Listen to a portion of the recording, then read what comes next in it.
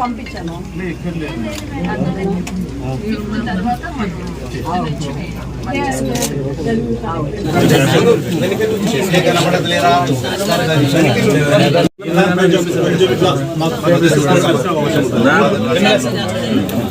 చాలా మంది ఉన్నారు.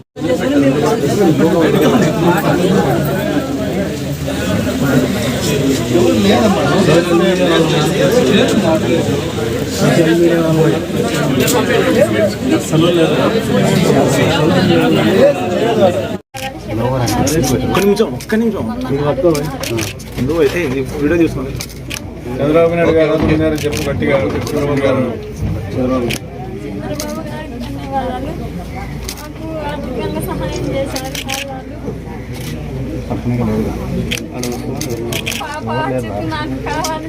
తీసుకోబోయే తీసుకో చూద్దాం చూద్దాం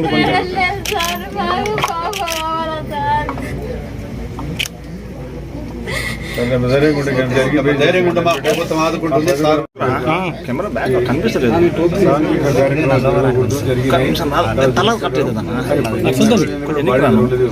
కాదు పక్కనే కృష్ణా రివర్ ఉంది కాబట్టి మనం చాలా సంఘటనలు జరిగినాయి గతంలో కూడా. కాబట్టి అవన్నీ కూడా ఇది అందులో ఇది ఒకటి. కాబట్టి ఈరోజు ఆ అమ్మాయి బాడీ దొరికేంత వరకు మనం అనుకున్నాము. కానీ ముఖ్యమంత్రి ఆదేశాలు చర్చించి కూడా 10 రోజులు కలెక్టర్ చెప్పి అది ముఖ్యమంత్రి ఆదేశాల ప్రకారం నేను జనార్దన్ రెడ్డి గారు ఇక్కడ గ్రామం రావడం జరిగింది. మాతో పాటు ఎంపీ గారు చంద్రబాబు గారు అదే మరి విజయశ్వర గారు కూడా రావడం. మరి కుటుంబాన్ని మరి పరామర్శించాలని చెప్పి ముఖ్యంగా వచ్చాం.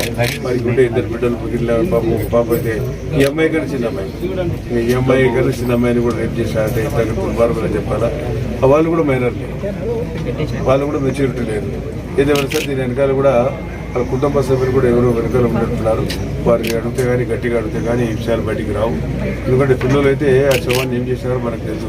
కాబట్టి కొత్తగా ఎస్పీ గారు వచ్చారు కాబట్టి దీని వెనకాల ఎవరు ఉన్నారో మీరు వెతికి తీసి ఎంతటి వాడైనా సరే వాడు ఏ వాడైనా సరే దాని బాధ్యత ఎస్పీ గారు స్వీకరించి దాన్ని ఇమీడియట్గా టేకప్ చేసి దాన్ని దోషులు ఎవరుతున్నారో కఠినంగా శిక్షించమని ముఖ్యమంత్రి గారి ఆదేశాలు కూడా ఉన్నాయి.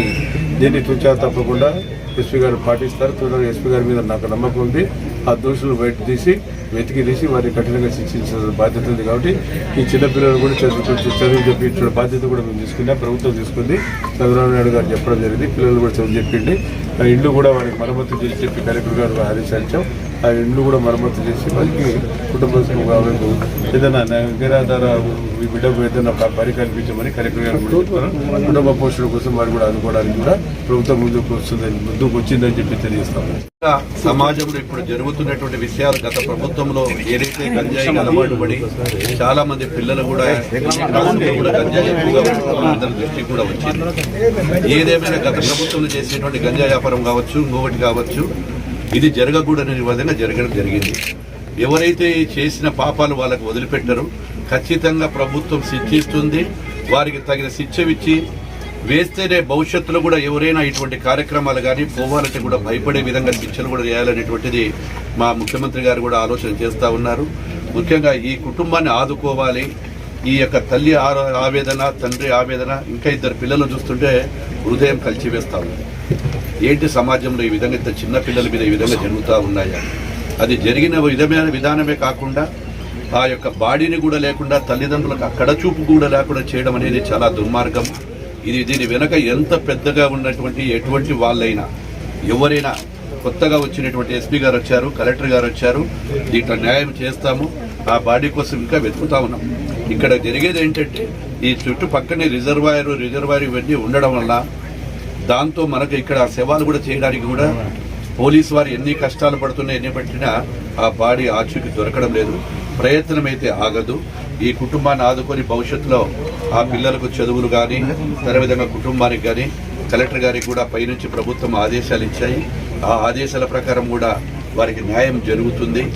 భవిష్యత్తులో ఇలాంటివి జరగకూడదని చెప్పి మనం కూడా రాబోయే కాలంలో పిల్లలకందరికీ కూడా మోటివేషన్ చేయాల్సినటువంటి బాధ్యత ప్రజలకు ఉంది. ప్రింట్ మీడియా వారికి కూడా బాధ్యతలు ఉన్నాయి. చాలామంది కొన్ని పత్రికలు రాశారు ఏదో ఇక్కడ రాలేదు, వారు రాలేదు అని. ఎందుకంటే నిత్యము మేము కలెక్టర్ గారు, ఎస్పీ గారితో మాట్లాడుకుంటూ ఎక్కడ ఏం జరుగుతూ ఉంది, ఏం జరుగుతుంది అనేది కూడా పరిశీలిస్తున్నాం. వారందరినీ కూడా రివ్యూ చేసుకుంటా ఉన్నాం. ఏది ఏమైనా ఇది జరిగినందుకు మేము కూడా చాలా బాధాకరంగా ఉంది. అన్ని విధాల ప్రభుత్వము మా గౌరవనీయులైనటువంటి ముఖ్యమంత్రి నారా చంద్రబాబు నాయుడు గారు కూడా వారికి ఒక సందేశాన్ని ఇచ్చారు. వారికి ఆ సందేశాన్ని కూడా చెప్పడం జరిగింది. వారిని ఆ కుటుంబాన్ని ఆదుకొని వారికి న్యాయం చేస్తామని తెలియజేస్తాం.